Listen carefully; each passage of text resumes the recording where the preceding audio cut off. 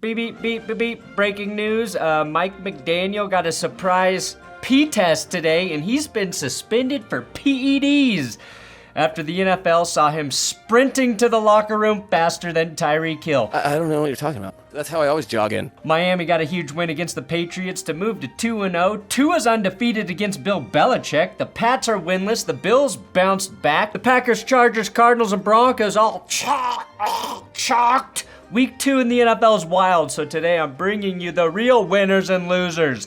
I go beyond the scoreboard to break down the NFL, and I'll introduce my Blop 10.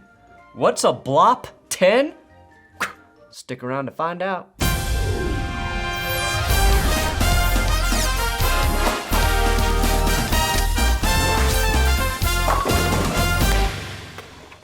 This week, I want to kick off the show with my Blop 10 plays from the NFL in Week 2.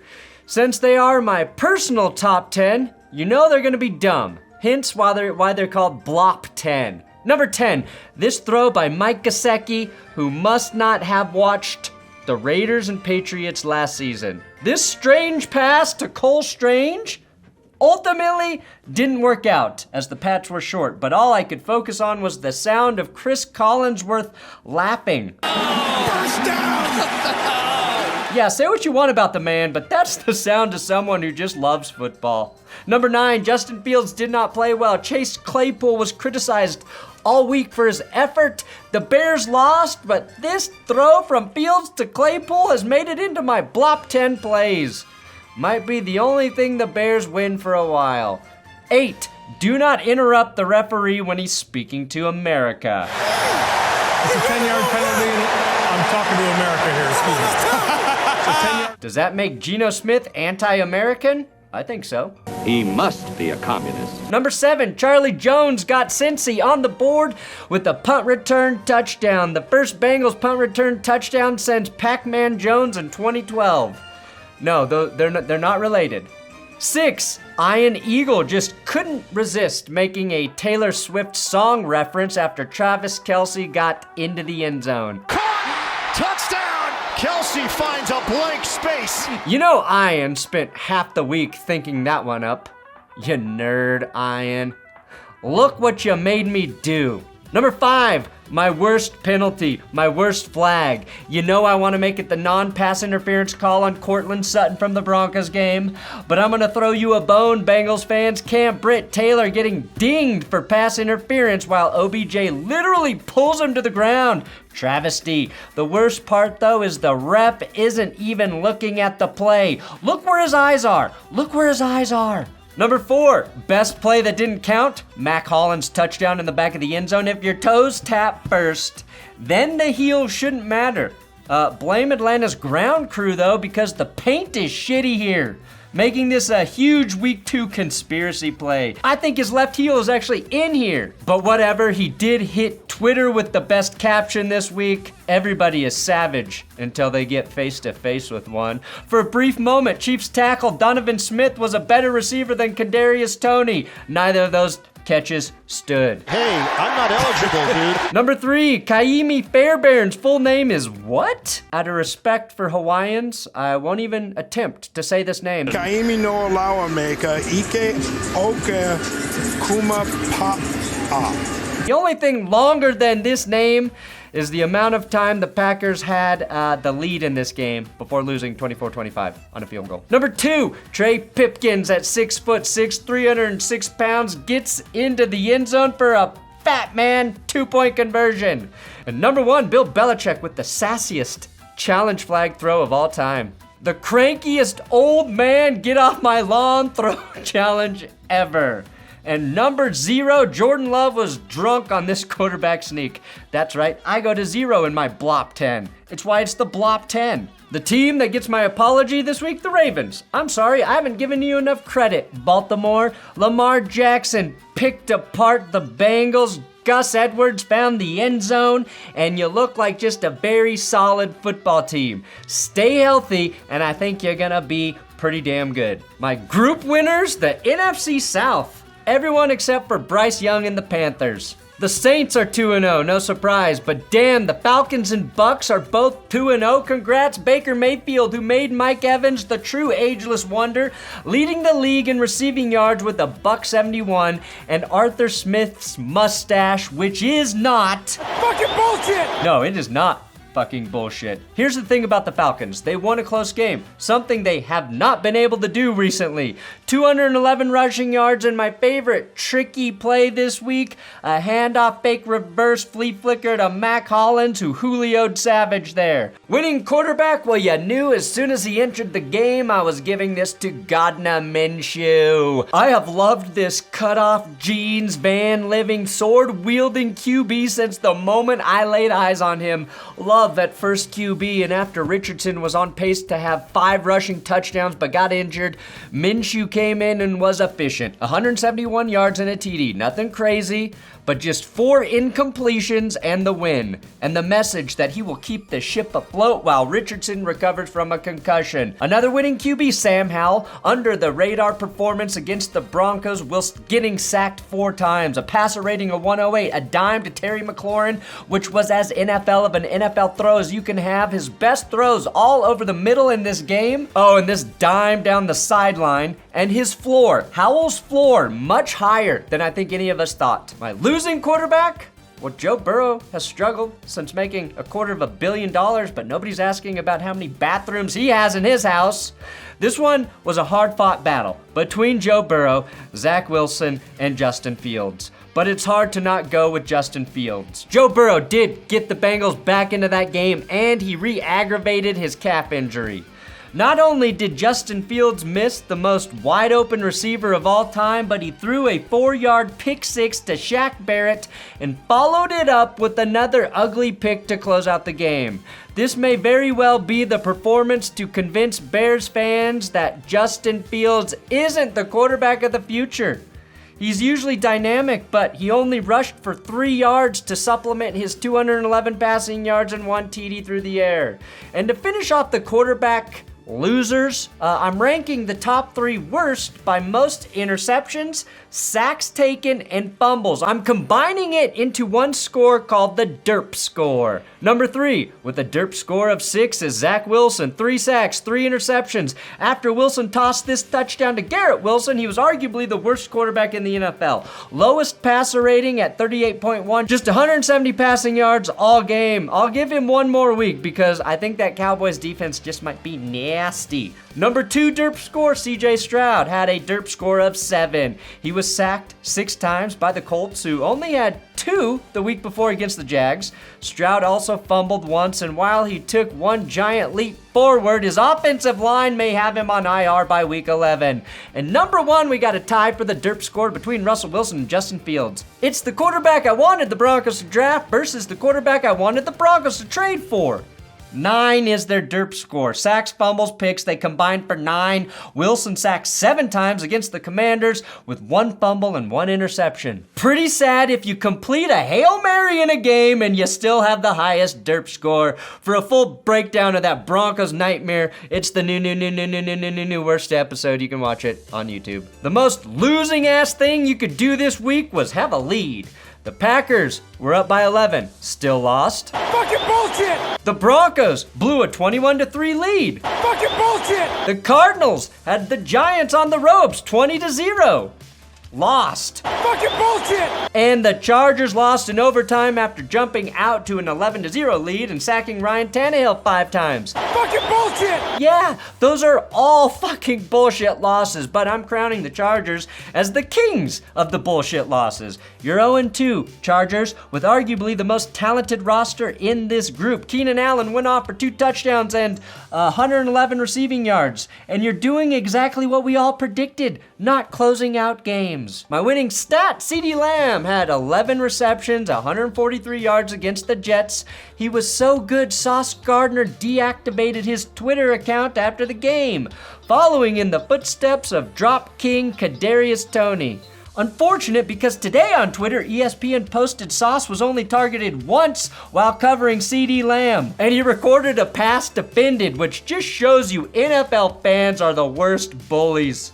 Losing stat, The Chiefs benching last week's illegal formation god, right tackle Jawan Taylor, who was penalized 4 times. The benching was brief, and when he returned to the game, he got his 5th penalty. 2 false starts, 1 illegal formation, and 2 holds, which I'm assuming happened because he couldn't line up in the backfield. Luckily for the Chiefs, Trevor Lawrence went 0 for 7 in the red zone, which tied Brett Favre for most attempts in the red zone without a completion. The Jags were 0 for 3 in the red zone against Kansas City in the most boring game of the week. Truly impressive and a Pat Mahomes game when you think about it. Losing stat, CJ Stroud threw his first ever NFL touchdown and for 384 passing yards.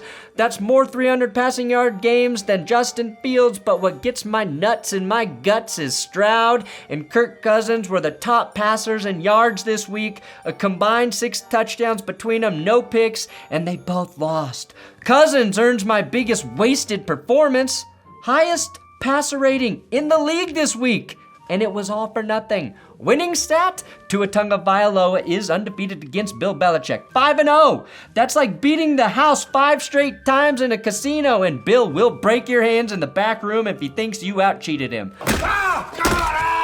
The Dolphins had the most impressive win this week in my opinion. They went into Foxborough, played a tough defense, got a win with only 40 receiving yards and a touchdown from Tyreek Hill, and survived the most perfectly executed field goal block ever. The Pats took away their explosive passing game, and Raheem Mostert delivered the kill shot in the 4th quarter. Winning rookie, Pats corner Christian Gonzalez doing something very few can do, locking down Tyreek Hill.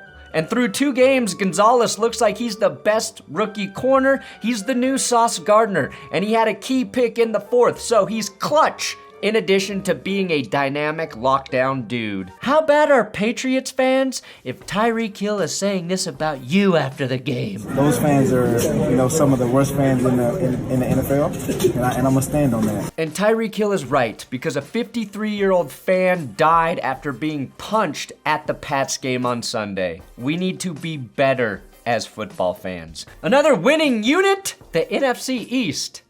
My voice didn't crack. The entire division is now 7-1 through 2 weeks, with the only not win being the Giants, which was a loss to another NFC East team, the Cowboys. Congratulations, NFC East. You just earned 100 more years of primetime games.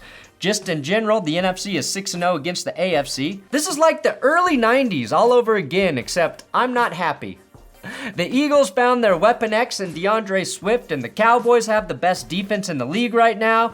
10 sacks, 5 picks, and 4 forced fumbles through 2 games for Dallas's D. Losing team, who got the moral victory? That's right, my moral victory goes to the Los Angeles Rams, a thoroughly outmanned roster that hung through with the 49ers in a 30-23 respectable loss at home. And shit, Puka Nacua followed up his 100-plus yards last week with an unbelievable 15-reception, 147-yard performance against the 49ers. Puka's 15 grabs were the most ever in a game by a rookie wide receiver. Your fantasy football friend that got him on waivers this week is about to become insufferable. Unfortunately for the Rams, the difference in this game was 2 interceptions from Matty Stafford and none from Brock Purdy, who also had a rushing TD. But the Rams still put in a better effort than anyone expected, splitting a tough opening series against 2 NFC West rivals. My winning comeback saving their season, the Giants, who erased a 20-point deficit, tying a comeback from the 1950s, which also just happened to be against the Cardinals. The Giants opened the season with 6 straight scoreless quarters, and apparently Brian Dable's son had another birthday party this last weekend, but the G-men eventually got their shit together, and Dan Jones made a mighty comeback in the desert. Dan Jones had the most I just saved my ass performance of the week. In the second half, Danny Dimes broke 50 rushing yards, 250 passing yards, and combined for 3 total touchdowns. Danny Dimes quickly proved he's worth at least half of what he got paid this season, and the Giants showed they can finish a very respectable 4th place in the division. The Cards may have blown a massive lead, but shout out to QB Josh freaking Dobbs, who showed both wheels I did not know he had and hit a hit to get into the end zone. Game of the week? Shit, it was Seahawks versus Lions. Remember last week when I said the NFL streak stats should not be allowed to be mentioned before games? Well, Jared Goff got dicked by that curse this week. Goff was 40 passes away from tying Tom Brady for most passes thrown without a pick. Well, he threw a pick six in the fourth quarter, and it was the backbreaker. And Seattle, who got him there, also ended Tom Brady's streak. Goff and Geno were the exact same amount of good in this game, with the difference being that one pick six, which is why Geno ultimately beat Goff in front of our virgin eyes. Oh, the humanity, Geno. Stop beating Goff, please. I have to talk about that instead of Goff executing the perfect flea flicker in this game. Now, Seattle was without their 2 starting tackles.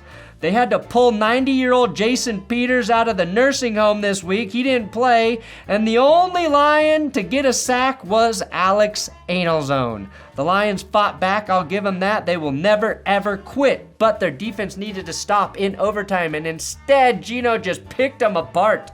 A perfect game-winning drive from Geno Smith, capped with Tyler, I'm still really freaking good, Lockett's second touchdown of the game.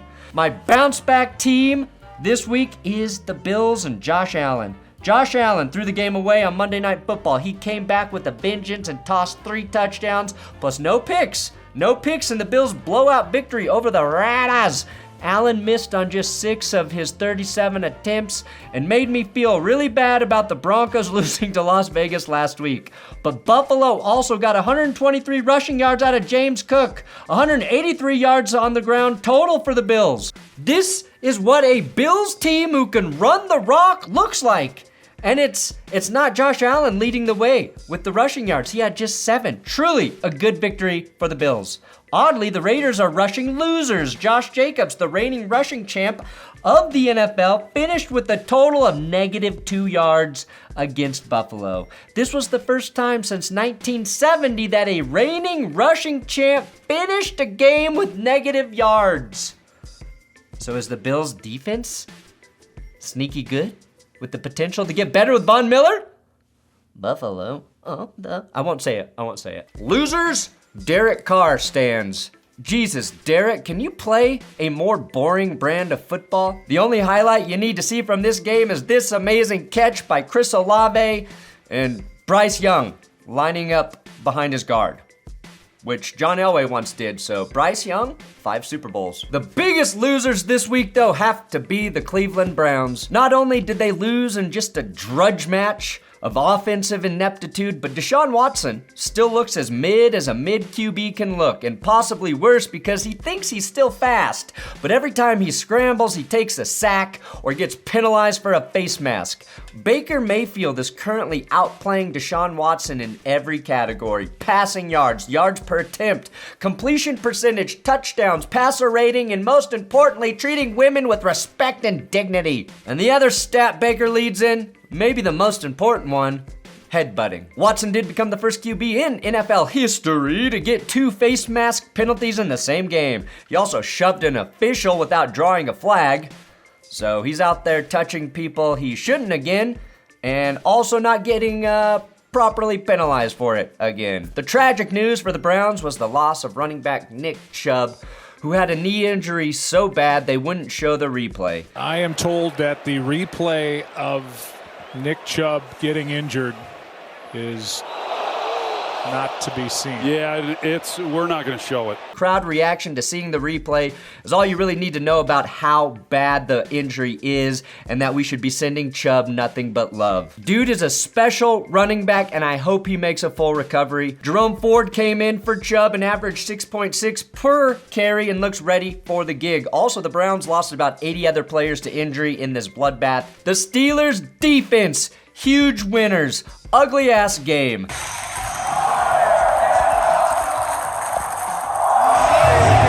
They were chanting Fire Canada, which wasn't a call for war against the great country to the north, but a firing of their offensive coordinator, Matt Canada, who is officially the worst in the league according to Twitter and to my fucking eyeballs. George Pickens had 127 receiving yards, most coming on this one wide open catch and run, made possible by Kenny Pickett standing tall in the pocket and getting rocked.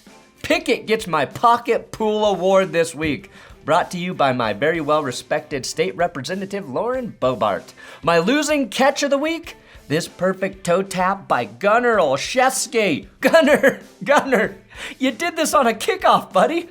If the ball goes out of bounds, you get it on the 40-yard line. You just cost your offense 30 yards, which actually I think is the Matt Canada offense, so good job.